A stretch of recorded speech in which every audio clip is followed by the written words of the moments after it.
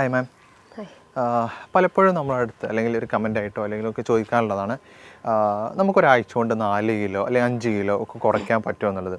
പ്രത്യേകിച്ച് നമ്മളെ പിന്നെ വെഡ്ഡിംഗ് ഒക്കെ വരികയാണെങ്കിൽ, നമ്മളെ സ്വന്തം വെഡ്ഡിംഗ് ആണെങ്കിലും അല്ലെങ്കിലൊക്കെ പല ആളുകളും ചോദിക്കാറുണ്ട്, നമുക്ക് ഒരു ഇഷ്ടപ്പെട്ട ഡ്രസ്സൊക്കെ ധരിക്കണമെങ്കിൽ ഒന്ന് ഈ ചാടിയ വയറൊന്ന് ഉള്ളിലാവണം, അതിനൊരാഴ്ച കൊണ്ട് എന്തെങ്കിലും മെത്തേഡ്സ് ഉണ്ടോ, അല്ലെങ്കിൽ 2 ആഴ്ച കൊണ്ട് 10 ദിവസം കൊണ്ട് 10 ദിവസത്തിനുള്ളിൽ തന്നെ നമുക്ക് ഇത്രയും കാര്യങ്ങൾ ചെയ്യാൻ പറ്റുമോ എന്ന് പലരും ചോദിക്കാറുണ്ട്. അങ്ങനെ നമുക്ക് പെട്ടെന്ന് തന്നെ ഒരാഴ്ച കൊണ്ടോ അല്ലെ 2 ആഴ്ച കൊണ്ടോ നമുക്ക് ഈസി ആയിട്ട് വെയിറ്റ് നമുക്കും അല്ലെ കുറയ്ക്കാനും അതുപോലെ തന്നെ നമ്മളെ ചാടിയ വയറൊന്ന് ഉള്ളിലാക്കാനും എന്തെങ്കിലും വഴികളുണ്ടോ?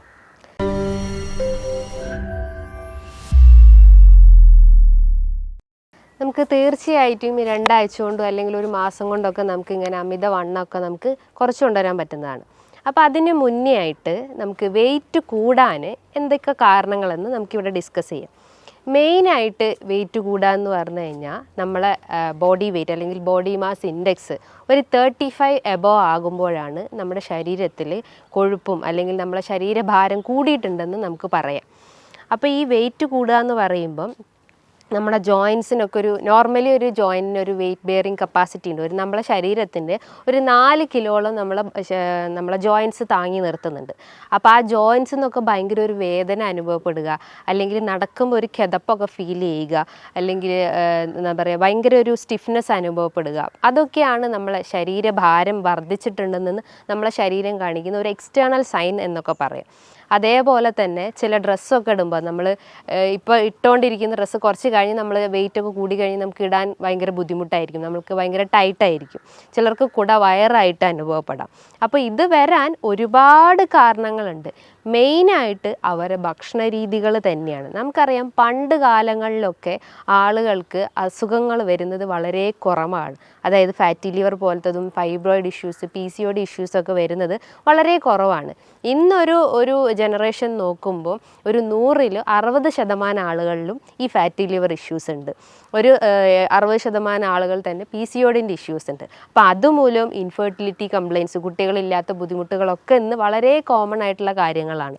അപ്പോൾ അവരൊക്കെ മെയിൻ ഒരു റീസൺ അല്ലെങ്കിൽ അത് വരാനുള്ള ഒരു റീസൺ എന്ന് പറഞ്ഞു കഴിഞ്ഞാൽ അവരൊരു ബാലൻസ് ഡയറ്റ് അവിടെ മെയിൻറ്റെയിൻ ചെയ്യുന്നില്ല. ഒരു ബാലൻസ് ഡയറ്റ് മെയിൻറ്റെയിൻ ചെയ്ത് കഴിഞ്ഞാൽ നമുക്കൊരുവിധം എല്ലാ അസുഖങ്ങളെയും നമുക്ക് കൺട്രോൾ ചെയ്യാൻ പറ്റുന്നതാണ്.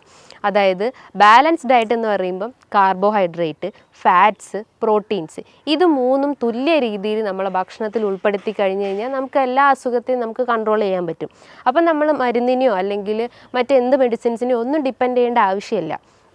ഇന്ന് വെയിറ്റ് കുറയ്ക്കാനും BP-ക്കും ഷുഗറിനും ഫാറ്റി ലിവറിനും ഒക്കെ ഒരുപാട് മെഡിസിൻസ് ഹൈ ഡോസായിട്ട് നമ്മൾ ഡെയിലി കഴിക്കാറുണ്ട്. ആ മെഡിസിൻസിൻ്റെ സൈഡ് എഫക്റ്റ് ആയിട്ട് പല കിഡ്നി സ്റ്റോൺ പ്രശ്നങ്ങളും, വീക്ക്നെസ് അനുഭവപ്പെടുന്നതും, പ്രതിരോധശേഷി കുറയുന്ന പ്രശ്നങ്ങളൊക്കെ ഇന്ന് ആളുകളിൽ കോമൺ ആണ്. അപ്പോൾ അതൊക്കെ ഒന്ന് കുറയ്ക്കാന്ന് പറയുന്നത് നമ്മൾ മെയിനായിട്ട് നമ്മൾ ഭക്ഷണത്തിൽ ഫോക്കസ് ചെയ്താൽ മതി. അപ്പോൾ ഭക്ഷണം നമ്മൾ കൺട്രോൾ ചെയ്ത് കഴിഞ്ഞാൽ തന്നെ നമുക്കൊരുവിധം എല്ലാം നമുക്ക് കൺട്രോൾ ചെയ്യാൻ പറ്റും. അപ്പം ഞാൻ പറഞ്ഞു വെയിറ്റ് കൂടാനുള്ള ഒരു കാരണം എന്ന് പറഞ്ഞു കഴിഞ്ഞാൽ ഈ അമിതമായിട്ടുള്ള കാർബ് അല്ലെങ്കിൽ അമിതമായിട്ടുള്ള കൊഴുപ്പേറിയ ഭക്ഷണങ്ങൾ അല്ലെങ്കിൽ അമിതമായിട്ടുള്ള പ്രോട്ടീൻ റിച്ച് ആയിട്ടുള്ള ഭക്ഷണങ്ങളൊക്കെ എടുക്കുമ്പോഴാണ് നമുക്ക് ഇത്തരം വെയിറ്റിൻ്റെ പ്രശ്നങ്ങൾ വരുന്നത്. അപ്പോൾ അതൊന്ന്. രണ്ടാമതായിട്ട് ഇത്രയും കഴിക്കുന്നുണ്ടെങ്കിലും നമ്മളത് ശരീരത്തിൽ നിന്ന് ബേൺ ഔട്ടായി പോകുന്നില്ല, അല്ലെങ്കിൽ ആ കലോറി നമ്മളെ ശരീരത്തിൽ അടിഞ്ഞു കൂടുക അല്ലെങ്കിൽ പല അവയവങ്ങളിലൊക്കെ അത് അടിഞ്ഞു കൂടുന്നുണ്ട്. അപ്പോൾ അത് ബേൺ ഔട്ടായിട്ടോ അല്ലെങ്കിൽ വേർപ്പായിട്ടോ നമ്മളെ ശരീരത്തിൽ പുറന്തള്ളപ്പെടുന്നില്ല. അപ്പോൾ നമ്മൾ എന്ത് ചെയ്യണം? നല്ല രീതിയിൽ എക്സസൈസ് ചെയ്യണം. അപ്പോൾ വ്യായാമക്കുറവ് ഇതിൻ്റെ ഒരു മെയിൻ കാരണമാണ്. അപ്പോൾ എക്സസൈസ് ചെയ്തിട്ടില്ലെങ്കിൽ ഇത്തരം ബുദ്ധിമുട്ടുകൾ നമുക്ക് കണ്ടിന്യൂസ് ആയിട്ട് വന്നുകൊണ്ടേ നിൽക്കും. അതേപോലെ തന്നെയാണ് വെയിറ്റ് കൂടാനുള്ള ഒരു കാരണം എന്ന് പറഞ്ഞാൽ നമ്മുടെ ശരീരത്തിൽ എസ്പെഷ്യലി സ്ത്രീകളിൽ നോക്കുകയാണെങ്കിൽ PCOD പ്രശ്നങ്ങളൊക്കെ ഉള്ള ആളുകളിൽ ഒരു കാരണം എന്ന് പറഞ്ഞു കഴിഞ്ഞാൽ ഹോർമോണൽ ഇംബാലൻസ് ആണ്. ഹോർമോണൽ ഇംബാലൻസ് എന്ന് പറയും PCOD കേസസിൽ ഈസ്ട്രജൻ ഹോർമോൺസിൽ ഉണ്ടാകുന്ന വേരിയേഷൻസ് കൊണ്ടാണ് ഇത്തരം സിസ്റ്റ് രൂപപ്പെടുന്നത്. അപ്പോൾ അവർക്ക് മെൻസ്ട്രൽ ഇറഗുലാരിറ്റീസ് ഉണ്ടാവാം, അവർക്ക് ഇൻഫെർട്ടിലിറ്റി പ്രശ്നങ്ങളുണ്ടാവാം, അതുമൂലം അവർക്ക് ഫൈബ്രോയിഡിൻ്റെ കംപ്ലയിൻസ് ഉണ്ടാവാം. അങ്ങനെ പല രീതിയിലുള്ള കോംപ്ലിക്കേഷൻസ് ആണ് ചിലപ്പം നമുക്ക് ഒരു അസുഖം വന്നു കഴിഞ്ഞാൽ നമ്മുടെ ശരീരത്തിൽ കാണിച്ചു തരുന്നത്. അപ്പം PCOD കൺട്രോൾ ചെയ്യാനും ഫാറ്റി ലിവർ കൺട്രോൾ ചെയ്യാനും അതേ ഫൈബ്രോയിഡ് കൺട്രോൾ ചെയ്യാനും എല്ലാത്തിനും നമ്മൾ ഡയറ്റും എക്സസൈസും മെയിനായിട്ട് ഫോക്കസ് ചെയ്യുക. ഇന്ന് പല ആളുകളും ചിന്തിക്കുന്നത് എല്ലാത്തിനും മരുന്നെടുത്ത് കഴിഞ്ഞാൽ നമുക്ക് എല്ലാ അസുഖവും കൺട്രോൾ ചെയ്യാൻ പറ്റും. നമുക്കറിയാം ഒരു 30% മാത്രമാണ് നമ്മളെ മരുന്നിന് ഡിപ്പെൻഡ് ചെയ്യുള്ളൂ. ബാക്കി ഒരു റിമൈനിങ് ഒരു 60% എല്ലാം നമ്മളെ ഭക്ഷണവും അതുപോലെ തന്നെ എക്സസൈസുമാണ് മെയിനായിട്ട് ഫോക്കസ് ചെയ്യേണ്ടത്. അപ്പം നമ്മൾ മെയിനായിട്ട് ഫോക്കസ് ചെയ്യേണ്ടത് നമ്മളെ ഡയറ്റും എക്സസൈസും അതേപോലെ തന്നെ ഒരു തേർഡ് പേഴ്സൺ മാത്രമായിട്ട് മെഡിസിൻസിനെ കണ്ടാൽ മതി. ഈ വെയിറ്റ് കൂടി വരുന്ന ആളുകളിൽ അല്ലെങ്കിൽ വെയിറ്റ് കൂടി വരുന്ന ഏറ്റവും കൂടുതൽ ആളുകളിൽ കണ്ടുവരുന്ന ഒരു അസുഖമാണ് ഈ ഫാറ്റി ലിവർ ഇഷ്യൂസ്. അതായത് ഫാറ്റി ലിവർ ഉള്ള രോഗികളിൽ ഒരു ബോഡി സ്ട്രക്ചർ നോക്കുമ്പോൾ അവർക്ക് കൈകാലുകളൊക്കെ ഭയങ്കര ലീൻ അല്ലെങ്കിൽ മെലിഞ്ഞിരിക്കുന്നത് നമുക്ക് കാണാം. പക്ഷെ അവർ വയറ് നോക്കുമ്പം ചാടിയിരിക്കുന്നത് അല്ലെങ്കിൽ ഒരു പോട്ട് ബെല്ലി സ്ട്രക്ചറിലേക്ക് കാണപ്പെടുന്നുണ്ട്. അതായത് പോട്ട് ബെല്ലി സ്ട്രക്ചർ എന്ന് പറയുമ്പം നമ്മൾ ഈ ഒരു വാരിയലിൻ്റെ താഴെയായിട്ട് വയറിങ്ങനെ ചാടിയിരിക്കുന്നത് നമുക്ക് കാണാം. അതിൻ്റെ ഒരു മെയിൻ കാരണം എന്ന് പറഞ്ഞു കഴിഞ്ഞാൽ ലിവർ സംബന്ധമായിട്ടുള്ള എന്തോ ഒരു അസുഖം അയാൾക്ക് വന്നിട്ടുണ്ടെന്ന്. മെയിനായിട്ട് ഫാറ്റി ലിവർ ഇഷ്യൂസ്, അതേപോലെ തന്നെ സിറോസിസ് കംപ്ലയിൻസ് ഉള്ള ആളുകൾ, അതായത് അവർക്ക് ലോവർ അബ്ഡോമൻ നല്ല ബൾജ് ചെയ്തിരിക്കുന്നു അല്ലെങ്കിൽ ഒരു പോട്ട് ബെല്ലി സ്ട്രക്ചർ അല്ലെങ്കിൽ ഒരു സഞ്ചി പോലെയൊക്കെ കാണപ്പെടുന്നുണ്ട്. അപ്പോൾ ഇവർ മെയിനായിട്ട് ഫോക്കസ് ചെയ്യേണ്ടതെന്ന് പറഞ്ഞാൽ നല്ല കൊഴുപ്പുകളെ ഭക്ഷണത്തിൽ സപ്ലൈ ചെയ്യാൻ ശ്രമിക്കുക. അതായത് ഹെൽത്തി ഫാറ്റ് ആയിട്ടുള്ള omega-3 ഫാറ്റി ആസിഡ്സ് അവരെ ഭക്ഷണത്തിൽ എടുക്കാം. അപ്പോൾ ചോദിക്കും omega-3 ഫാറ്റി ആസിഡ്സ് ഏത് ഭക്ഷണത്തിലാണ് അടങ്ങിയിട്ടുള്ളത്? ഒരുവിധം എല്ലാ വീഡിയോസിലും ഓൾമോസ്റ്റ് എല്ലാ ഡോക്ടേഴ്സും പറയുന്നത് തന്നെയാണ് മെയിനായിട്ടുള്ളത്. അതായത് ചെറിയ മത്സ്യങ്ങളിൽ നമുക്ക് omega-3 ഫാറ്റി ആസിഡ്സ് ഉണ്ട്. ചെറിയ മത്സ്യങ്ങൾ എന്ന് പറയുമ്പം അയല, മത്തി, നെത്തോലി, ഇതിൻ്റെ അകത്തൊക്കെ ചെറിയ രീതിയിൽ അതായത് ഒരു 30% അല്ലെങ്കിൽ ഒരു 40% omega-3 ഫാറ്റി ആസിഡ്സ് അടങ്ങിയിട്ടുണ്ട്. അതോടൊപ്പം തന്നെ കാൽഷ്യം അടങ്ങിയിട്ടുണ്ട്. ഈ കാൽഷ്യം കണ്ടന്റ് ഉള്ളത് കൊണ്ട് തന്നെ നമുക്ക് ജോയിൻറ്റ് റിലേറ്റ് ചെയ്തിട്ടുള്ള എന്തെങ്കിലും ഇഷ്യൂസ് അല്ലെങ്കിൽ എല്ല് സതമായിട്ടുള്ള എന്തെങ്കിലും ഇഷ്യൂസ് ഉണ്ടെങ്കിൽ അതൊക്കെ ഒന്ന് കൺട്രോൾ ചെയ്യാൻ പറ്റുന്നതാണ്. അപ്പം നല്ല രീതിയിൽ ഹെൽത്തി ഫാറ്റ്സ് ഭക്ഷണത്തിൽ ഉൾപ്പെടുത്താൻ ശ്രമിക്കുക. അപ്പോൾ അത് നമ്മളെ ഡയറ്റിൽ ഉൾപ്പെടുത്തി കഴിഞ്ഞ് കഴിഞ്ഞാൽ നമുക്ക് ഇത്തരം പോട്ട് ബെല്ലി പ്രശ്നങ്ങളോ അല്ലെങ്കിൽ ഫാറ്റി ലിവർ ഇഷ്യൂസ് ഉണ്ടെങ്കിൽ അതൊക്കെ നമുക്കൊന്ന് കൺട്രോൾ ചെയ്യാൻ പറ്റുന്നത്. അതേപോലെ തന്നെയാണ് അവരുടെ ഭക്ഷണത്തിൽ വൈറ്റമിൻ സി റിച്ച് ആയിട്ടുള്ള ഭക്ഷണങ്ങൾ എടുക്കാൻ ശ്രമിക്കുക. അപ്പോൾ ചോദിക്കും വൈറ്റമിൻ സി എന്തൊക്കെയാണെന്ന്. വൈറ്റമിൻ സി എന്ന് പറഞ്ഞു കഴിഞ്ഞാൽ അസ്കോർബിക് ആസിഡ് അത് അടങ്ങിയിട്ടുള്ള ഭക്ഷണങ്ങൾ എന്ന് പറയുമ്പോൾ എന്താണ്? നാരങ്ങ, മൊസമ്പി, നെല്ലിക്ക, നമ്മളെ തൊടിയിലൊക്കെ ഉണ്ടാകുന്ന നെല്ലിക്ക എന്ന് പറയുമ്പോൾ നമ്മളെ പ്രതിരോധശേഷി വർദ്ധിപ്പിക്കുന്നു, നമ്മളെ ഹെയർ ഗ്രോത്ത് ഇൻക്രീസ് ചെയ്യുന്നു. അതുപോലെ തന്നെ സ്കിന്നിന് എന്തെങ്കിലും ഇഷ്യൂസോ ഡിസ്കളറേഷനോ അല്ലെങ്കിൽ എന്തെങ്കിലും അങ്ങനെ ചുളിവ് പോലെയൊക്കെ വരുന്ന ഇഷ്യൂസൊക്കെ ഉണ്ടെങ്കിൽ അതിനെയൊക്കെ ഒന്ന് കൺട്രോൾ ചെയ്യാൻ വേണ്ടിയിട്ട് നമുക്ക് ഡെയിലി ഒരു 1-2 നെല്ലിക്ക കഴിക്കുന്നത് നല്ലതാണ്. അതേപോലെ തന്നെയാണ് കുട്ടികളിൽ വിരശല്യം എന്ന് വളരെ കോമൺ ആയിട്ടുള്ള ഒന്നാണ്. അപ്പോൾ കുട്ടികളുടെ അമ്മമാർ പറയുന്ന ഒരു ബുദ്ധിമുട്ട് എന്ന് പറഞ്ഞാൽ അവർ പൊക്കിളിന് ചുറ്റായിട്ട് വേദന പറയുന്നു, ഓക്കാനം, ഛർദി, ഫുഡൊന്നും കഴിക്കുന്നില്ല, പെട്ടെന്ന് അവർ വൊമിറ്റ് ചെയ്യുന്നു, അതേപോലെ ഒരു വീക്ക്നെസ് വരുന്നു, വെയിറ്റ് കുറയുന്നു. ഇതൊക്കെയാണ് കുട്ടികളിൽ വിരശല്യം വരുന്നതിൻ്റെ ഒരു ലക്ഷണങ്ങളായിട്ട് പറയുന്നത്. അപ്പോൾ കുട്ടികൾക്കായാലും അവർക്ക് ഡെയിലി ഒരു 1-2 നെല്ലിക്ക കൊടുക്കുന്നത് ഏറ്റവും നല്ലതാണ്. ഇത് അവരെ ദഹന വ്യവസ്ഥ ഇമ്പ്രൂവ് ചെയ്യുന്നു. അതായത് ദഹന സംബന്ധമായിട്ട് എന്തെങ്കിലും ബുദ്ധിമുട്ടുകൾ ഉണ്ടെങ്കിൽ, അതായത് എന്തെങ്കിലും സീലിയാക് ഡിസീസോ അല്ലെങ്കിൽ ലാക്ടോസ് ഇൻടോളറൻസ് പോലത്തെ എന്തെങ്കിലും ബുദ്ധിമുട്ടുകൾ ഉണ്ടെങ്കിൽ ആ ദഹനത്തിനൊന്ന് ഇമ്പ്രൂവ് ചെയ്യാൻ സഹായിക്കുന്നതാണ് ഈ നെല്ലിക്ക എന്ന് പറഞ്ഞിട്ടുള്ള ആ ഒരു ഇന്ത്യൻ ഗൂസ്ബെറി. അതേപോലെ തന്നെയാണ് അവരുടെ ഭക്ഷണത്തിൽ ഫൈബർ റിച്ച് ആയിട്ടുള്ള ഭക്ഷണങ്ങൾ എടുക്കാൻ ശ്രമിക്കുക. ഫൈബർ എന്ന് പറയുന്നത് നല്ല രീതിയിൽ നാരുകൾ അടങ്ങിയിട്ടുള്ളത്, അതായത് പൊമോഗ്രാനൈറ്റ്, ഓറഞ്ച്, മൊസമ്പി, ഗ്രേപ്സ്, വെജിറ്റബിൾസിൽ നോക്കുമ്പം കുക്കുംബർ, ക്യാരറ്റ്, ഇതിൻ്റെ അകത്തൊക്കെ ഒരുപാട് ഫൈബർ അടങ്ങിയിട്ടുണ്ട്. ഇത് നമ്മളെ ദഹനത്തിനെ നല്ല രീതിയിൽ ഇമ്പ്രൂവ് ചെയ്യാൻ സഹായിക്കുന്നു. ഇനിയിപ്പോൾ മലബന്ധം പ്രശ്നങ്ങളൊക്കെ ഉള്ള ആളുകളാണെങ്കിൽ എല്ലാ ഡോക്ടേഴ്സും പറയുന്ന ഒന്നാണ് അവർ നല്ല രീതിയിൽ വാട്ടർ ഇൻടേക്ക് എന്ന് വെച്ചാൽ ബോഡി വാട്ടർ ഇൻടേക്ക് നല്ല രീതിയിൽ കൂട്ടുക. അതേപോലെ തന്നെയാണ് ഫൈബർ റിച്ച് ആയിട്ടുള്ള ഭക്ഷണങ്ങൾ എടുക്കാൻ ശ്രമിക്കുക. അപ്പം ഇതും നമ്മളെ ഡയറ്റിൽ ഉൾപ്പെടുത്തി കഴിഞ്ഞ് കഴിഞ്ഞാൽ നമുക്ക് ദഹന സംബന്ധമായിട്ടുള്ള എന്തെങ്കിലും പ്രശ്നങ്ങളുണ്ടെങ്കിൽ അത് കൺട്രോൾ ചെയ്യും. അതോടൊപ്പം തന്നെ നമ്മളെ വെയിറ്റിനെ ഒന്ന് മെയിൻറ്റെയിൻ ചെയ്യാൻ സഹായിക്കുന്നതാണ്. അതേപോലെ തന്നെയാണ് അവരുടെ ഭക്ഷണത്തിൽ പ്രോട്ടീൻ്റെ കണ്ടൻറ്റും ഇൻക്ലൂഡ് ചെയ്യാൻ ശ്രമിക്കുക. പ്രോട്ടീൻ എന്ന് പറയുമ്പോൾ ചെറിയ മത്സ്യങ്ങളാവട്ടെ, നട്ട്സ് ആവട്ടെ, സീഡ്സ് ആവട്ടെ, പംകിൻ സീഡ്സ്, ഫ്ലാക്സ് സീഡ്സ്, ബദാം, ആൽമണ്ട്, ഇതൊക്കെ അവരുടെ ഭക്ഷണത്തിൽ ഉൾപ്പെടുത്തി കഴിഞ്ഞ് കഴിഞ്ഞാൽ അവർക്ക് ഒരുവിധം എല്ലാ ലൈഫ് സ്റ്റൈൽ ഡിസീസസും അവർക്ക് കൺട്രോൾ ചെയ്യാൻ പറ്റും. ഇന്ന് ഒരുവിധം അസുഖങ്ങൾക്കൊക്കെ മെയിൻ കാരണം എന്ന് പറഞ്ഞു കഴിഞ്ഞാൽ അമിതമായിട്ടുള്ള മദ്യപാനമാണ് അല്ലെങ്കിൽ അമിതമായിട്ടുള്ള പുകവലിയാണ്. അപ്പോൾ ഈ പുകവലിയും മദ്യപാനമാണ് നമ്മളെ ഫാറ്റി ലിവറിനെ ട്രിഗർ ചെയ്യുന്നത്. സിറോസിസിൻ്റെ ഒരു മെയിൻ വില്ലനായിട്ട് പറയാം, നമുക്ക് ഒരു 10% വില്ലനായിട്ട് നമുക്ക് പറയാം ഈ ഒരു ആൽക്കഹോളിക് അഡിക്ഷൻസ് ആണ്. അപ്പം എല്ലാ അസുഖത്തിനെയും നമുക്ക് തടഞ്ഞു നിർത്താൻ പറ്റുന്നതാണ് നമ്മൾ ഈ പൂർണ്ണമായിട്ടും ആൽക്കഹോളും സ്മോക്കിംഗ് അഡിക്ഷൻസ് ഉണ്ടെങ്കിൽ അത് പൂർണ്ണമായിട്ടും ഒഴിവാക്കാൻ ശ്രമിക്കുക.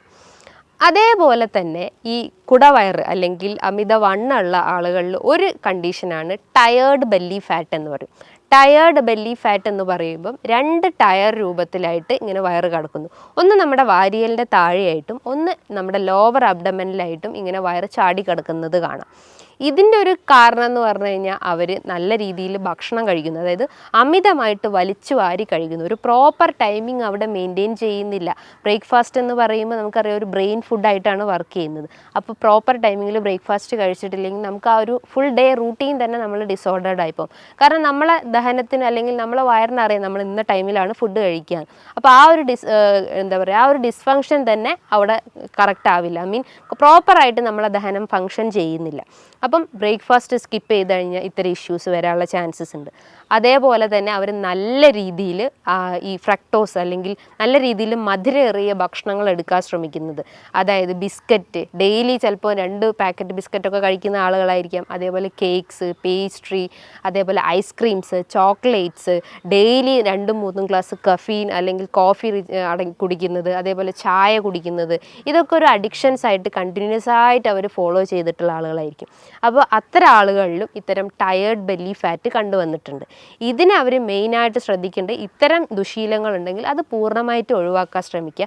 പകരം നല്ല രീതിയിൽ ബെല്ലി എക്സസൈസസ് ചെയ്യാൻ ശ്രമിക്കുക. അതായത് സ്ട്രെച്ചിങ് എക്സസൈസ്, നമ്മളെ മസിലൊക്കെ ഒന്ന് സ്ട്രെച്ച് ചെയ്യുന്ന രീതിയിലുള്ള നല്ല ബെൻഡിങ് എക്സസൈസോ അല്ലെങ്കിൽ സ്കിപ്പിങ്ങോ ജമ്പിങ്ങോ അങ്ങനെ പല രീതിയിലുള്ള എക്സസൈസ് ഫോളോ ചെയ്യാൻ ശ്രമിക്കുക. ഇനിയിപ്പോൾ ഡിസ്ക് ഒക്കെ കംപ്ലൈൻ്റ് ഉള്ള ആളുകളൊക്കെ ആണെങ്കിൽ അവർ ലൈറ്റായിട്ടുള്ള എക്സസൈസ് ഫോളോ ചെയ്യാൻ ശ്രമിക്കുക. ചില രീതിയിലുള്ള യോഗ അല്ലെങ്കിൽ ജസ്റ്റ് ഒരു നടത്തം അല്ലെങ്കിൽ ഒരു ഓട്ടം, ഇതൊക്കെ മെയിനായിട്ട് ഫോക്കസ് ചെയ്യാൻ ശ്രമിക്കുക. അതേപോലെ തന്നെയാണ് ഈ കുടവയർ അല്ലെങ്കിൽ വെയിറ്റ് കൂടി വരുന്ന കുറച്ച് ആളുകളിൽ കണ്ടിട്ടുള്ളതാണ് മോംസ് ബെല്ലി ഫാറ്റ് എന്ന് പറയും. മോംസ് ബെല്ലി ഫാറ്റ് എന്ന് പറയുമ്പോൾ ആ വാക്കുകൊണ്ട് തന്നെ നമുക്ക് ഉദ്ദേശിക്കാം. അതായത് സ്ത്രീകളിൽ പ്രഗ്നൻസി അല്ലെങ്കിൽ ഡെലിവറിക്ക് ശേഷം കാണപ്പെടുന്ന ഒന്നാണ് മോംസ് ബെല്ലി ഫാറ്റ്. ഇതിൻ്റെ ഒരു കാരണം എന്ന് പറഞ്ഞു കഴിഞ്ഞാൽ അവർ ആ ഒരു അബ്ഡോമിനൽ മസിൽസ് നന്നായിട്ട് സ്ട്രെച്ച് ചെയ്യും. ഇപ്പോൾ സിസേറിയൻ സെക്ഷൻ ആയാലും അല്ലെങ്കിൽ നോർമൽ ഡെലിവറി ആയാലും നല്ല രീതിയിൽ ആ മസിൽസ് ഒന്ന് സ്ട്രെച്ച് ചെയ്യാനുള്ള ചാൻസസ് ഉണ്ട്. അപ്പോൾ അതുമൂലമാണ് അവർക്ക് ഈ ഒരു കുടവയർ അല്ലെങ്കിൽ അമിതവണ്ണമൊക്കെ ഡെവലപ്പ് ചെയ്യുന്നത്. അപ്പോൾ അവരും മെയിനായിട്ട് ശ്രദ്ധിക്കേണ്ടത് അവരുടെ എക്സസൈസാണ് മെയിനായിട്ട്. അതേപോലെ തന്നെയാണ് hormonal belly fat. Hormonal belly fat എന്ന് പറയുമ്പം ഈ ഒരു വാക്കും തന്നെ നമുക്ക് ഐഡൻറ്റിഫൈ ചെയ്യാം. ഹോർമോണൽ ഇംബാലൻസ് കൊണ്ട് വരുന്നതാണ്. അതിലൊന്നാണ് PCOD ഇഷ്യൂസ്, രണ്ടാമതാണ് തൈറോയിഡ് ഇഷ്യൂസ്. ഇത് മൂലം അവർ ശരീരത്തിൽ അമിതമായിട്ട് കൊഴുപ്പടിഞ്ഞുകൂടുന്നു. നമുക്കറിയാം PCOD എന്ന് പറയുമ്പോൾ എന്താ, ഡയബറ്റിസ് ഓഫ് ഓവറി എന്നാണ്. ഡയബറ്റിസ് ഓഫ് ഓവറി എന്ന് പറയുമ്പോൾ നമ്മൾ ഓവറിയിൽ ബാധിക്കുന്ന ഒരു പ്രമേഹത്തെയാണ് ഈ PCOD എന്ന് പറയുന്നത്. അതായത് അതിൻ്റെ മെയിൻ ഒരു റീസൺ അല്ലെങ്കിൽ ഒരു മെയിൻ വില്ലൻ എന്ന് പറയുന്നത് ഇൻസുലിൻ റെസിസ്റ്റൻസ് ആണ്. നമ്മൾ കഴിക്കുന്ന ഭക്ഷണത്തിന് എനർജി ആയിട്ട് അവിടെ കൺവേർഷൻ നടക്കുന്നില്ല. അതുമൂലം നമുക്ക് ഗ്ലൂക്കോസ് മോളിക്യൂൾസിന് അല്ലെങ്കിൽ ഇൻസുലിൻ റിസപ്റ്റേഴ്സിന് കറക്റ്റായിട്ട് അത് ഐഡൻറ്റിഫൈ ചെയ്യാൻ പറ്റാത്തൊരവസ്ഥ വരുന്നു. അപ്പോൾ നമ്മൾ ബോഡിയിൽ അമിതമായിട്ട് കൊഴുപ്പ് അടിഞ്ഞുകൂടുന്നു, പല ഓർഗൻസിലായിട്ട് അത് അടിഞ്ഞുകൂടുന്നു. അങ്ങനെ അടിഞ്ഞുകൂടുന്ന ഒരു ഇതിലെയാണ് ഓവറീസിൻ്റെ അകത്ത് അടിഞ്ഞുകൂടുന്നതിനെയാണ് ഡയബറ്റിസ് ഓഫ് ഓവറി. അതുമൂലം സ്ത്രീകൾക്ക് മെൻസ്ട്രൽ ഇറഗുലാരിറ്റി ഉണ്ടാവും. അതായത് ഒരു നോർമൽ സൈക്കിൾ എന്ന് പറയുമ്പോൾ 28 to 35 ഡേയ്സ് ആണ്. അത് അവർക്കൊരു 40 ഡേയ്സോ അല്ലെങ്കിൽ ഒരു 2 മന്തൊക്കെ ഡിലേ ആവുന്ന ചാൻസസ് ഉണ്ട്. ഇനിയിപ്പോൾ പീരീഡ്സ് ആയി കഴിഞ്ഞാലും അവർക്കൊരു 1-2 ഒരു സ്കാൻഡി ബ്ലീഡിങ്, വളരെ സ്പോട്ടിങ് രീതിയിലുള്ള ബ്ലീഡിങ് മാത്രമേ കാണപ്പെടുന്നുള്ളൂ. അതിശക്തമായിട്ടുള്ള വയറുവേദന അനുഭവപ്പെടാറുണ്ട്. അതേപോലെ തന്നെ ഭയങ്കരമായിട്ട് ക്ഷീണം അനുഭവപ്പെടുന്നു. അതിനെക്കാട്ടും വലുതൊന്നാണ് അവർക്ക് ശക്തമായിട്ട് വെയിറ്റ് കൂടുന്നത്. ഫുഡ് കഴിക്കാത്ത ആളുകളായാലും അതായത് നോർമലി ഫുഡ് കഴിക്കുന്ന ആളുകളായാലും അവർക്കും ഇത് വെയിറ്റ് കൂടുന്നത് ഒരു കാരണം എന്ന് പറഞ്ഞു കഴിഞ്ഞാൽ ഇൻസുലിൻ റെസിസ്റ്റൻസ് ആണ്. അതേപോലെ തന്നെയാണ് ഹോർമോണൽ ഇംബാലൻസിൽ വരുന്നതാണ് thyroid related issues. Thyroid related issues എന്ന് പറയുമ്പം തൈറോയിഡ് തന്നെ ഹൈപ്പോർ തൈറോയിഡ്സ് ഉണ്ട്, ഹൈപ്പർ തൈറോയിഡ്സ് ഉണ്ട്. ഹൈപ്പർ തൈറോയിഡിസം ഉള്ള കേസസിൽ അവർക്ക് വെയിറ്റ് കുറയുന്നതാണ് സംഭവിക്കുന്നത്. വെയിറ്റ് കുറയാന്ന് പറയുന്നതിന് ഒരു കാരണം എന്ന് പറഞ്ഞു കഴിഞ്ഞാൽ ബേസൽ മെറ്റബോളിക് റേറ്റ് അവിടെ ഹൈ ആണ്. കാരണം അവർ കഴിക്കുന്ന ഭക്ഷണങ്ങളെല്ലാം പെട്ടെന്ന് തന്നെ അവിടെ ഡൈജഷൻ നടക്കുന്നു, പെട്ടെന്ന് തന്നെ അത് എനർജി കൺവേർഷൻ നടക്കുന്നു. അപ്പം കൊഴുപ്പ് അടിഞ്ഞു കൂടേണ്ട ആ ഒരു ടൈമിംഗ് പീരീഡ് തന്നെ വളരെ ഷോർട്ടാണ്. അതുമൂലം അവർക്ക് വെയിറ്റ് കുറയുന്നതാണ് സംഭവിക്കുന്നത്. പക്ഷെ നേരെ തിരിച്ചാണ് ഹൈപ്പോ തൈറോയിഡിസം പേഷ്യൻസിൽ. അവർക്ക് ബേസൽ മെറ്റബോളിക് റേറ്റ് വളരെ ലോ ആണ്. അപ്പോൾ അവർക്ക് എന്ത് ചെയ്യും, തൈറോയിഡ് സ്റ്റിമുലേറ്റിംഗ് ഹോർമോൺസ് വളരെ ഹൈ ആയിരിക്കും. പകരം T3, T4 ഹോർമോൺസ് വളരെ ലോ ആവാനുള്ള ചാൻസസ്. കാരണം അവിടെ ഹോർമോൺസിൻ്റെ ആ ഒരു സെക്രീഷൻസ് വളരെ കുറവായിരിക്കും. പക്ഷേ അവിടെ സ്റ്റിമുലേറ്റ് ചെയ്യപ്പെടുന്ന, അതായത് തൈറോയിഡ് സ്റ്റിമുലേറ്റിംഗ് ഹോർമോൺസിൻ്റെ ആ ഒരു ഹോർമോൺ വളരെ കൂടുതലായിരിക്കും. അപ്പോൾ അവർക്ക് ബേസൽ മെറ്റബോളിക് റേറ്റും വളരെ ലോ ആണ്. അവർ കഴിക്കുന്ന ഭക്ഷണങ്ങളെല്ലാം പല ഓർഗൻസിലായിട്ട് അടിഞ്ഞുകൂടുന്നു, അതായത് കൊഴുപ്പായിട്ട് അടിഞ്ഞുകൂടുന്നു. അതിലൊന്നാണ് നമുക്ക് വെയിറ്റ് കൂടുന്നതിൻ്റെ ഒരു ലക്ഷണമായിട്ട് നമുക്ക് പറയാം. അതേപോലെ തന്നെയാണ് തൈറോയിഡ് രോഗികളിൽ അമിതമായിട്ടുള്ള ക്ഷീണം അനുഭവപ്പെടുന്നു. അതായത് ഹൈപ്പോതൈറോയിഡിസം പേഷ്യൻസിൽ അതിശക്തമായിട്ടുള്ള ക്ഷീണം അനുഭവപ്പെടുന്നു. അവർക്ക് മുടി കൊഴിച്ചിലിൻ്റെ പ്രശ്നങ്ങളുണ്ടാകുന്നു, സ്കിന്ന് ഭയങ്കര ഡ്രൈ ആവുന്നു. ഇനിയിപ്പോൾ ദഹന വ്യവസ്ഥ നോക്കുകയാണെങ്കിൽ അവർക്ക് മലം കൃത്യമായിട്ട് പോകാത്തൊരവസ്ഥ വരുന്നത്, കോൺസ്റ്റിപ്പേഷൻ പ്രശ്നങ്ങളുണ്ടാകുന്നു. അതുമൂലം അവർക്ക് പൈൽസിൻ്റെ പ്രശ്നങ്ങളുണ്ടാകുന്നു, ഹെമറോയിഡ്സിൻ്റെ പ്രശ്നങ്ങളുണ്ടാകുന്നു. അങ്ങനെ പല കോംപ്ലിക്കേഷൻസ് ആയിട്ട് ഓരോ ആളുകളിലും ഇന്ന് ഈ ഒരു ബുദ്ധിമുട്ട് കണ്ടുവരുന്നുണ്ട്. ഇതിൻ്റെയൊക്കെ മെയിൻ റീസൺ എന്ന് പറഞ്ഞു കഴിഞ്ഞാൽ അവർ കഴിക്കുന്ന കാർബിൻ്റെ കണ്ടൻറ്റ് ഇൻക്രീസ് ചെയ്തിട്ടുണ്ടാവും, പ്രോട്ടീൻ്റെ കണ്ടൻറ്റ് ഇൻക്രീസ് ആയിട്ടുണ്ടാവും, ഫാറ്റിൻ്റെ കണ്ടൻറ്റ് ഇൻക്രീസ് ആയിട്ടുണ്ടാവും. ഇതൊന്നും കൃത്യമായ രീതിയിൽ അവരുടെ ഡയറ്റിൽ ഉൾപ്പെടുത്താത്തതുകൊണ്ടാണ് ഇത്രയും പ്രശ്നങ്ങൾ ഉണ്ടാകുന്നത്. അപ്പോൾ എപ്പോഴും അവിടെ ഒരു ബാലൻസ്ഡ് ഡയറ്റ് മെയിൻറ്റെയിൻ ചെയ്യാൻ ശ്രമിക്കുക. പല ആളുകളും ഇന്ന് വണ്ണം കുറയ്ക്കാൻ വേണ്ടിയിട്ട് പല രീതിയിലുള്ള ഡയറ്റ് ഫോളോ ചെയ്യുന്നു, അതേപോലെ തന്നെ പല ഫാസ്റ്റിംഗ് ഫോളോ ചെയ്യുന്നു. ആ ഫാസ്റ്റിങ്ങിൽ ഒന്നാണ് ഇൻ്റർമീഡിയൻറ്റ് ഫാസ്റ്റിംഗ്. ഇൻ്റർമീഡിയൻറ്റ് ഫാസ്റ്റിംഗ് നമ്മൾ ചെയ്യുമ്പോൾ നമ്മൾ ശരീരത്തിൽ അടിഞ്ഞുകൂടി കിടക്കുന്ന കൊഴുപ്പിനെയൊക്കെ ഒന്ന് അലിയിച്ച് കളയുക, അല്ലെങ്കിൽ അതിനെ ബേൺ ഔട്ട് ചെയ്യാൻ സഹായിക്കുന്ന ഒരു മെത്തേഡാണ് ഇൻ്റർമീഡിയൻറ്റ് ഫാസ്റ്റിംഗ്. അതായത് ഒരു 16 hours അല്ലെങ്കിൽ 14 to 16 hours നമ്മൾ ഫുഡെല്ലാം സ്കിപ്പ് ചെയ്തിട്ട്, ഈവൺ ഒരു വാട്ടർ ഇൻടേക്ക് പോലും അവിടെ പാടില്ല. അപ്പോൾ അത്രയും ഫാസ്റ്റിംഗ് അവിടെ മെയിൻറ്റെയിൻ ചെയ്ത് കഴിഞ്ഞാൽ അവർക്ക് ഈ ഒരു ക്ഷീണം അല്ലെങ്കിൽ ഇത്തരം കൊഴുപ്പൊക്കെ നമ്മുടെ ശരീരത്തിൽ നിന്ന് തന്നെ നമുക്ക് ബേൺ ഔട്ട് ചെയ്യാൻ സഹായിക്കാവുന്നതാണ്. ഇനിയിപ്പം ഈ ഒരു ഡയറ്റ് ഫാസ്റ്റിംഗ് മാത്രമാണെങ്കിൽ അവരെന്തൊക്കെയാണ് അവരുടെ ഭക്ഷണത്തിൽ ഉൾപ്പെടുത്തേണ്ടതെന്ന് പലർക്കുമുള്ള സംശയങ്ങളുണ്ടാവും. എത്ര രീതിയിൽ കാർബ് എടുക്കണം, എത്ര രീതിയിൽ പ്രോട്ടീൻസ് എടുക്കണം, എത്ര രീതിയിൽ ഫാറ്റ്സ് എടുക്കണം എന്ന് പല ആളുകളും ചോദിക്കാറുണ്ട്. അപ്പോൾ കാർബ്സിൻ്റെ അളവ് നോക്കുമ്പം നമ്മളൊരു ഈക്വൽ എമൗണ്ടിൽ, അതിൽ 20%, ഒരു 100% നോക്കുമ്പോൾ അതിൻ്റെ ഒരു 20% അല്ലെങ്കിൽ ഒരു 20-30% മാത്രമേ നമ്മൾ കാർബിൻ്റെ അളവ് എടുക്കാൻ പാടുള്ളൂ. അതേപോലെ തന്നെ ഒരു ഈക്വൽ എമൗണ്ട് തന്നെ നമ്മൾ പ്രോട്ടീൻസിൻ്റെ അളവും ഫാറ്റ്സിൻ്റെ അളവും മെയിൻറ്റെയിൻ ചെയ്യാൻ ശ്രമിക്കാം. അതേപോലെ നമ്മൾ ശ്രദ്ധിക്കേണ്ട ഒരു കാര്യം എന്ന് പറഞ്ഞു കഴിഞ്ഞാൽ, നമ്മൾ വലിച്ചു വാരി, അതായത് 3 നേരം നമ്മൾ വലിച്ചു വാരി ഭക്ഷണം കഴിക്കുന്നതിന് പകരം നമ്മൾ 6 നേരമാക്കി ഭക്ഷണം കഴിക്കുക. അതായത് ഒരു കൃത്യസമയത്ത് ഭക്ഷണം കഴിക്കാൻ ശ്രമിക്കുക. ഇന്ന് നമ്മൾ 7 മണിക്ക് കഴിച്ചു കഴിഞ്ഞാൽ നമ്മൾ നെക്സ്റ്റ് ഡേ ഒരു 10 മണിക്ക് കഴിച്ചു കഴിഞ്ഞാൽ നമ്മളെ ബോഡി ബാലൻസ് തന്നെ ഇംപ്രോപ്പർ ആവും. അപ്പോൾ ഒരു കൃത്യ ടൈമിങ്ങിൽ ഫുഡ് കഴിക്കാൻ ശ്രമിക്കുക. മോർണിംഗിൽ നമ്മൾ ഒരു 7 to 8 ഉള്ളിൽ കൃത്യമായിട്ട് ബ്രേക്ക്ഫാസ്റ്റ് കഴിക്കാൻ ശ്രമിക്കുക. രാവിലെ എഴുന്നേറ്റാൽ ഉടനെ തന്നെ വെറും വയറ്റിൽ ഒരു തിളപ്പിച്ചാറിയ വെള്ളം കുടിക്കാൻ ശ്രമിക്കുക. ആ വാട്ടറിൻ്റെ അകത്തേക്കൊന്നും ആഡ് ചെയ്യേണ്ട ആവശ്യമില്ല. നല്ല തിളപ്പിച്ചാറിയ വെള്ളം കുടിച്ചു കഴിഞ്ഞാൽ നമുക്ക് എന്തെങ്കിലും മലബന്ധം പ്രശ്നങ്ങളോ അല്ലെങ്കിൽ ഗ്യാസിൻ്റെ പ്രശ്നങ്ങളോ നെഞ്ചരിച്ചിലിൻ്റെ പ്രശ്നങ്ങളോ ഒക്കെ ഉണ്ടെങ്കിൽ അതിനൊക്കെ ഒന്ന് കൺട്രോൾ ചെയ്യാൻ പറ്റുന്നതാണ് ഈ ഒരു വാട്ടർ ഇൻടേക്ക് എന്ന് പറയുന്നത്. അതിനുശേഷം നമ്മൾക്ക് നമ്മുടെ ബ്രേക്ക്ഫാസ്റ്റ് സ്റ്റാർട്ട് ചെയ്യാവുന്നതാണ്. ഇനിയിപ്പോൾ പ്രമേഹ രോഗികളായാലും തന്നെ അവർ ആ ഒരു കാർബിൻ്റെ അളവൊക്കെ കുറച്ചിട്ട് അവർ നല്ല രീതിയിൽ പ്രോട്ടീൻ്റെ അളവും അല്ലെങ്കിൽ ഫാറ്റ്സിൻ്റെ അളവും മെയിൻറ്റെയിൻ ചെയ്യാൻ ശ്രമിക്കുക. ഇനി ഒരു 11 മണിയാകുമ്പം അവർക്ക് എന്തെങ്കിലും ഒരു ഫ്രൂട്ട്സ് ഐറ്റംസോ അല്ലെങ്കിൽ ഫ്രൂട്ട് സാലഡൊക്കെ ആയിട്ടിട്ട് ഭക്ഷണത്തിൽ ഉൾപ്പെടുത്താവുന്നതാണ്. നമുക്കറിയാം, നമ്മൾ ശ്രദ്ധിക്കേണ്ട ഒരു കാര്യം എന്ന് പറഞ്ഞു കഴിഞ്ഞാൽ, നമ്മളെപ്പോഴും ഫ്രൂട്ട്സ് കഴിക്കുമ്പോൾ ജ്യൂസ് ഫോമിൽ കഴിക്കാതിരിക്കുക. ജ്യൂസ് ഫോമിൽ കഴിക്കുമ്പോൾ അതിൻ്റെ ഫൈബർ കണ്ടൻറ്റ് അവിടെ നഷ്ടപ്പെടും. ആ ഒരു ഫ്രക്ടോസിൻ്റെ അളവ് അതിൽ ക്രമാതീതമായിട്ട് കൂടും. അത് കൂടിക്കഴിഞ്ഞാൽ നമ്മുടെ ശരീരത്തിൽ അതിൻ്റെ എമൗണ്ട് എത്തുമ്പം നമ്മുടെ ശരീരത്തിൽ ഗ്ലൂക്കോസിൻ്റെ അളവ് കൂടും. അതായത് ഗ്ലൈസമിക് ഇൻഡെക്സ് കൂടിയിട്ടുള്ള ഭക്ഷണങ്ങളാണെങ്കിൽ നമ്മൾ കഴിക്കുന്നത് കൃത്യമായിട്ടും നമ്മുടെ ശരീരത്തിൽ എന്തായാലും നമ്മുടെ രക്തത്തിൽ പഞ്ചസാരേൻ്റെ അളവ് എന്തായാലും കൂടിയിരിക്കും. അതുമൂലം നമുക്ക് പ്രമേഹം പോലത്തെ പ്രശ്നങ്ങൾ ഉണ്ടാവും. അപ്പോൾ എന്തായാലും നമ്മൾ ഫ്രൂട്ട്സ് കഴിക്കുമ്പോൾ ഒരു 1 hour അല്ലെങ്കിൽ ഒരു 1/2 hour മീൽസിന് മുന്നായിട്ട് കഴിക്കാൻ ശ്രമിക്കുക. അതും നല്ല രീതിയിൽ ചോപ്പ് ചെയ്തിട്ട് കട്ട് ചെയ്തിട്ട് അതിൻ്റെ അകത്ത് എന്തെങ്കിലും യോഗേർട്ടൊക്കെ ആഡ് ചെയ്ത് കഴിക്കുന്നത് നല്ല കാര്യമാണ്. അതേപോലെ ചെറിയ എമൗണ്ടിൽ 1 ടീസ്പൂണൊക്കെ ഒലിവ് ഓയിൽ അവരുടെ ഭക്ഷണത്തിൽ ഉൾപ്പെടുത്തുന്നതും നല്ലതാണ്. ഇതിൻ്റെ അകത്ത് ഹെൽത്തി ഫാറ്റ്സ് ആണ് അടങ്ങിയിട്ടുള്ളത്. അതേപോലെ തന്നെയാണ് നമ്മൾ ലഞ്ച് ടൈമിൽ നമ്മൾ ചോറിൻ്റെ അളവ് കുറച്ചിട്ട് നമുക്ക് ധാന്യങ്ങളായിട്ട് തോരനോ ഉപ്പേരിയോ നമ്മളെ ഭക്ഷണത്തിൽ ഉൾപ്പെടുത്താം. പല ആളുകളും ഒരു പ്ലേറ്റ് നിറച്ചോളം നമുക്ക് ഈ ഒരു ഫ്രൂട്ട്സ് അല്ലെങ്കിൽ ധാന്യങ്ങൾ അല്ലെങ്കിൽ എന്താ പറയുക നമ്മളെ കറികളൊക്കെ നമുക്ക് ഭക്ഷണത്തിൽ ഉൾപ്പെടുത്താം. പകരം നമ്മൾ എന്ത് ചെയ്യും, അതിന് പകരം നമ്മൾ നല്ല ഒരു കൂമ്പാരം നിറയെ നമ്മൾ ചോറെടുക്കുന്നു. ആ ചോറിൻ്റെ അളവ് അവിടെ കുറച്ച് കഴിഞ്ഞാൽ നമുക്ക് ഇത്തരം പ്രശ്നങ്ങളൊക്കെ നമുക്ക് കൺട്രോൾ ചെയ്യാൻ പറ്റുന്നതാണ്. ആ ഒരു ഫുഡ് ടൈമിങ് എപ്പോഴും നമ്മൾ മെയിൻറ്റെയിൻ ചെയ്യാൻ ശ്രമിക്കുക. ഇനിയിപ്പോൾ ഗ്യാസ്ട്രൈറ്റിസ് പ്രശ്നങ്ങളൊക്കെ ഉള്ള ആളുകളാണെങ്കിൽ അവരും ഒരു പ്രോപ്പർ ടൈമിങ്ങിൽ ഫുഡ് കഴിച്ചു കഴിഞ്ഞാൽ അവർക്ക് ഈ ഗ്യാസിൻ്റെ പ്രശ്നങ്ങൾ റെഡ്യൂസ് ചെയ്യും. ബ്ലോട്ടിംഗ് പ്രശ്നങ്ങളൊക്കെ ഉണ്ടെങ്കിൽ അതൊക്കെ ഒന്ന് കൺട്രോൾ ചെയ്യാൻ പറ്റുന്നതാണ്. അതേപോലെ തന്നെ നമ്മൾ ഈവനിങ് ടൈമിൽ ചെറിയ രീതിയിൽ ഫ്രൂട്ട്സ് നമ്മൾ ഭക്ഷണത്തിൽ ഉൾപ്പെടുത്താം. ഒരു ഗ്ലാസ് നമുക്ക് ചായയോ കാപ്പിയോ നമുക്ക് ഡെയിലി ഒരു വൺസ് എ ഡേ നമുക്ക് കഴിക്കുന്നത് നല്ലതാണ്. അതേപോലെ തന്നെ നമ്മൾ ഡിന്നർ നോക്കുവാണെങ്കിലും അതൊരു 7 to 8 ഉള്ളിൽ നമ്മൾ ഡിന്നർ കഴിക്കാൻ ശ്രമിക്കുക. അത് നമ്മളെ ലൈറ്റ് ഭക്ഷണങ്ങൾ എടുക്കാൻ ശ്രമിക്കുക. നമ്മൾ വീട്ടിൽ നിന്ന് തന്നെ പൊടിപ്പിച്ചുണ്ടാക്കിയിട്ടുള്ള വീറ്റിൻ്റെ ചപ്പാത്തിയോ അല്ലെങ്കിൽ ഓട്സൊക്കെ യൂസ് ചെയ്യുകയാണെങ്കിൽ തന്നെ പാല് കഴിവതും ഒഴിവാക്കിയിട്ട് നല്ല രീതിയിൽ നമ്മളെ നോർമൽ വാട്ടറിൽ തന്നെ അത് കുക്ക് ചെയ്തെടുക്കാൻ ശ്രമിക്കുക. നമുക്ക് ഓട്സ് വെച്ചിട്ട് അല്ലെങ്കിൽ ഓംലെറ്റ് ഒക്കെ ഉണ്ടാക്കുന്നത് നല്ലതാണ്. അതേപോലെ തന്നെ ചെറിയ മത്സ്യങ്ങൾ നമ്മളെ ഭക്ഷണത്തിൽ ഉൾപ്പെടുത്തുന്നത് നല്ലതാണ്.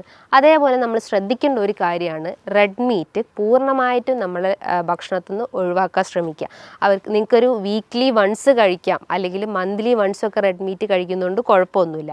ഇത് നമ്മളെ ശരീരത്തിൽ യൂറിക് ആസിഡിൻ്റെ അളവിൻ്റെ കൂട്ടുന്നുണ്ട്. അപ്പോൾ അതുമൂലം നമുക്ക് ഗൗട്ടി കംപ്ലയിൻസ് ഒക്കെ ഇൻക്രീസ് ചെയ്യാനുള്ള ഒരു ചാൻസസ് ഉണ്ട്. അപ്പം നമ്മളെ ഭക്ഷണത്തിൽ എപ്പോഴും റെഡ് മീറ്റിൻ്റെ അളവ് കഴിവതും കുറയ്ക്കാൻ ശ്രമിക്കുക. നല്ല പോലെ എക്സസൈസ് ചെയ്യാൻ ശ്രമിക്കുക. നമ്മളെ ശരീരം നല്ല രീതിയിൽ വേർക്കുന്ന രീതിയിലുള്ള എക്സസൈസ് മെയിൻറ്റെയിൻ ചെയ്യാൻ ശ്രമിക്കുക.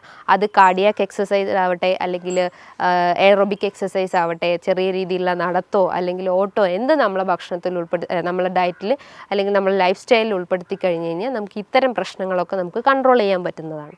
ഈ പറഞ്ഞിട്ടുള്ള ഒരു നല്ല രീതിയിലുള്ള ഒരു പാറ്റേണിൽ ഈ ഒരു മാനേജ്മെൻറ്റ് നമ്മൾ ഫോക്കസ് ചെയ്ത് കഴിഞ്ഞാൽ നമുക്ക് നമ്മളെ വെയിറ്റിനെ നമുക്ക് കൺട്രോൾ ചെയ്യാൻ പറ്റുന്നതാണ്. അതായത് നല്ല ഹെൽത്തി ഫാറ്റ് അല്ലെങ്കിൽ നല്ല ഹെൽത്തി പ്രോട്ടീൻസ് നമ്മൾ ഭക്ഷണത്തിൽ ഉൾപ്പെടുത്തി കഴിഞ്ഞ് കഴിഞ്ഞാൽ നമുക്ക് ഇത്തരം പ്രശ്നങ്ങളൊക്കെ നമുക്ക് ഒരു പരിധി വരെ നമുക്ക് കൺട്രോൾ ചെയ്യാൻ പറ്റുന്നതാണ്.